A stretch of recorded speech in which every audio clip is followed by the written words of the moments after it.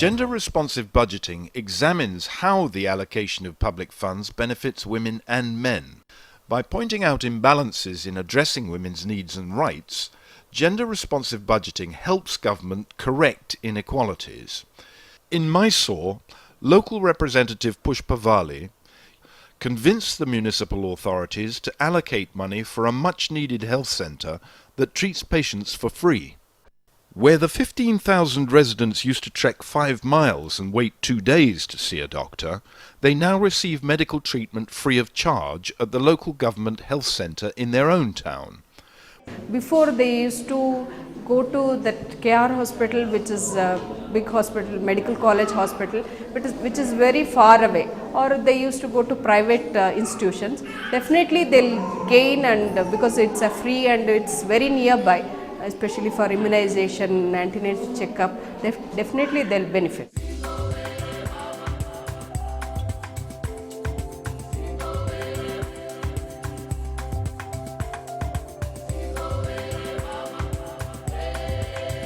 A policy may be good, gender sensitive, but its implementation, that is what matters for us. In 2008, we actually started the gender responsive budgeting program in the Ministry of Finance. We thought doing it as a government program would give more sustainability to the GRB intervention.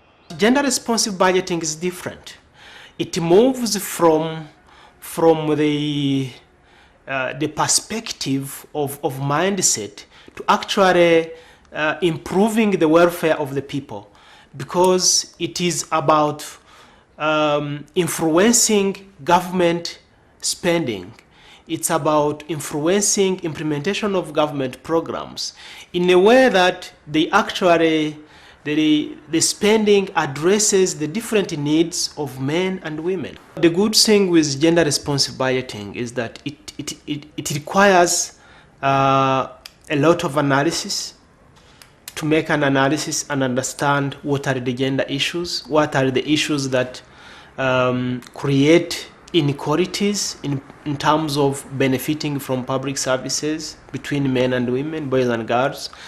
And that analysis actually gives you the practice on the ground, who are benefiting, who are not benefiting, what is the cause, how can it be addressed, what activities do you need to do to address it, how much money do you allocate to those activities to ensure that you address the inequalities.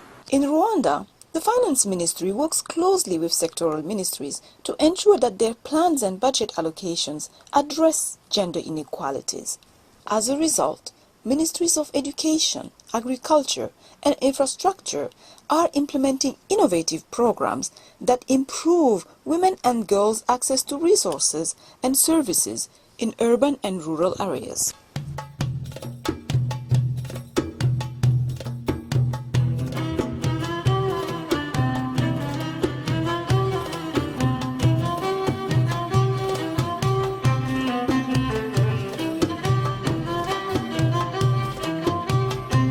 Pour nous, en quelque sorte, la budgétisation sensible au genre, ça fait maintenant partie intégrante de la réforme budgétaire axée sur les résultats.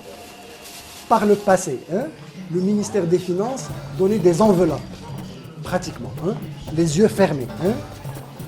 Aujourd'hui, avec la nouvelle démarche, on a inversé la tendance. On a dit au ministère de la Santé, vous allez identifier des indicateurs qui vont vous permettre, premièrement, d'améliorer le taux de vaccination chez les enfants. Vous allez nous donner des indicateurs pour améliorer la santé de la mère et de l'enfant.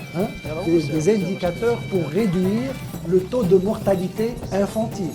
Des indicateurs pour améliorer l'hygiène du milieu, c'est-à-dire l'eau potable dans les régions les plus éloignées, les plus défavorisées, etc. Et c'est à partir de ces indicateurs-là qu'on a mis en face des enveloppes budgétaires. Donc nous sommes en train de construire un nouveau continent pour l'approche genre. Et pour construire ce nouveau continent, nous savons qu'il nous faut des statistiques. Nous savons qu'il nous faut une amélioration des techniques budgétaires, donc la réforme du processus budgétaire, c'est la réforme du contrôle, c'est la réforme de la nomenclature. Tous les aspects techniques concernant le budget vont être touchés et changés. Donc nous avons un grand chantier de travail. Les équipes sont là, c'est un des grands avantages aujourd'hui du Maroc. Nous avons des équipes dédiées et formées pour prendre en charge les avancées attendues en matière de budgétisation sensible au genre. Voilà. L'argent qui est dans le budget est un argent du peuple. Et que c'est leur droit de savoir, lorsque un dirham, un dollar ou un euro est dépensé, il faut qu'ils sachent est-ce que ce dollar va bénéficier à une petite fille dans la ville, dans la campagne, ou à un garçon. Est-ce que ce dollar, cet euro ou ce dirham va bénéficier à une femme ou à un homme? Et il faudrait leur expliquer que les besoins des uns et des autres sont des besoins différents, spécifiques. Donc la question du budget genre n'est pas une question uniquement technique, c'est une question démocratique.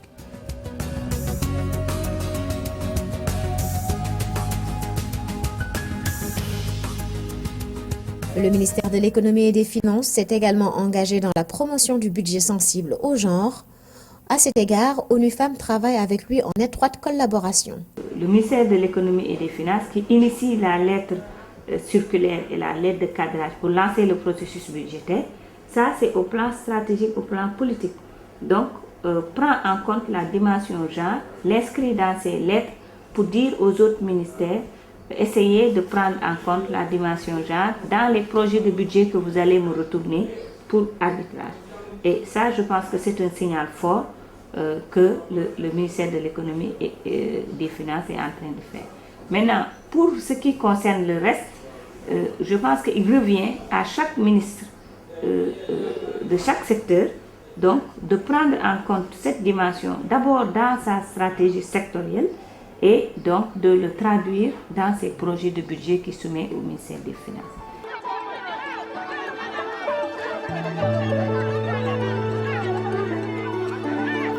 Bon, c'est une innovation majeure au niveau de la ville, c'est une innovation majeure également au niveau de la population.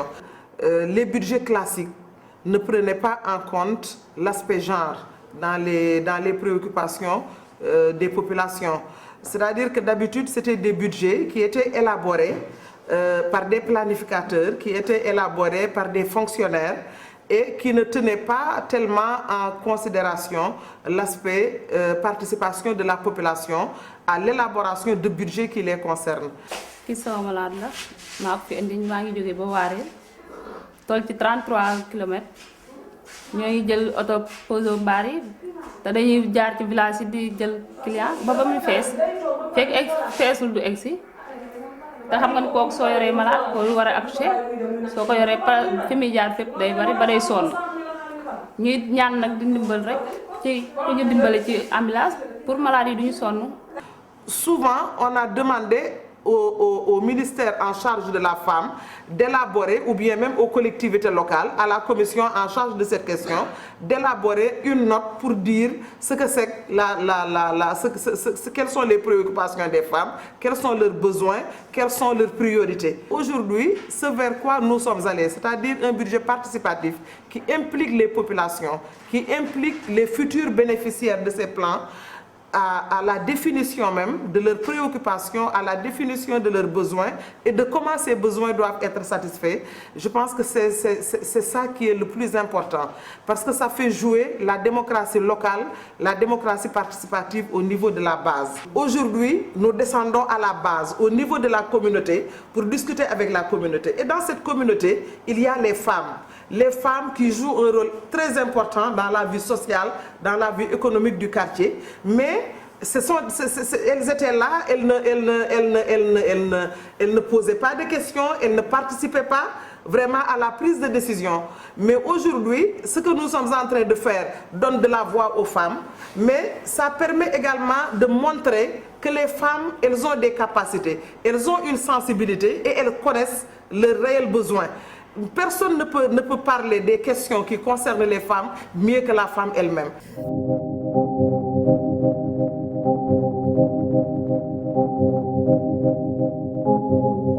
Le Mali vient de rentrer dans le cercle des pays restreints qui ont concrétisé ces engagements par l'élaboration de la stratégie nationale de planification et de budgétisation sensible au genre 2011-2013.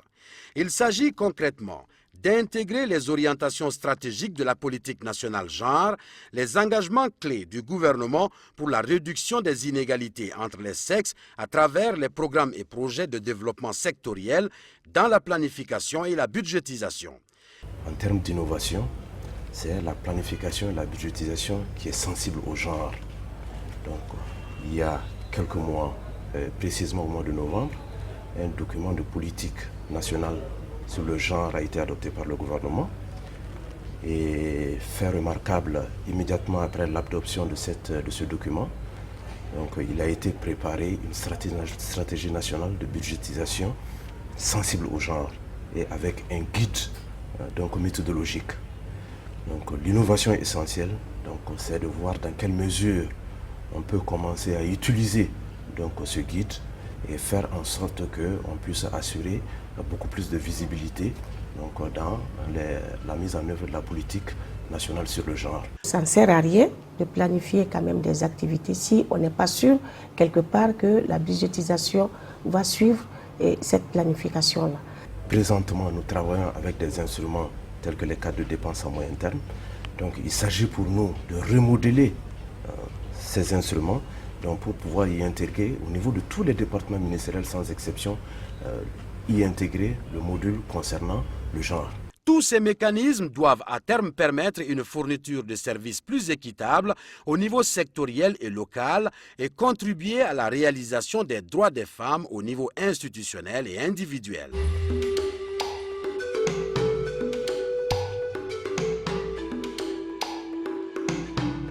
Entonces nosotros hemos logrado que se incremente el presupuesto a favor de las mujeres. Entonces como proyectos de inversión ha habido un desglose para trabajar en capacitación y empoderamiento de las mujeres. Es cierto que por la migración han viajado muchísimos varones, ¿no? Que trabajaban en carpintería como choferes, ¿no? Como albañiles, se han ido a España.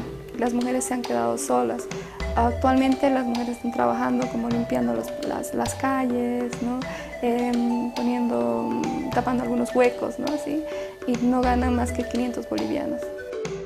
Entonces si se logra introducirlas en esta capacitación, enseñarles que como digamos tienen que tener un trabajo, igual les tienen que pagar tanto a la mujer como al hombre por el mismo trabajo, les vamos a decir cuánto más o menos sería el costo, ¿no? De su trabajo, la remuneración, y eso va a dar lugar a que también suban su autoestima, puedan brindarles a sus hijos mejores posibilidades.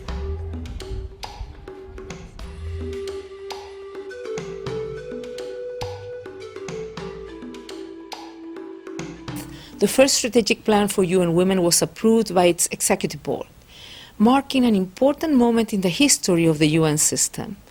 The strategy outlines a roadmap for the work of this new organization to support the realization of the goals of gender equality and women's empowerment. One of the 6 objectives of this strategic plan is ensuring that planning and budgeting processes promote gender equality. I consider this a strategic objective that is meant to help us achieve our goals for gender equality and women's empowerment in all areas and sectors.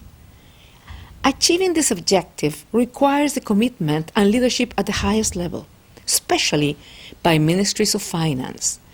These ministries are not only the gatekeepers, but also in charge of putting in place systems that recognize gender equality as a key component of achieving development results at sector and local level. Ministers of Finance can ensure tracking of allocation and spending towards the priorities of women and girls.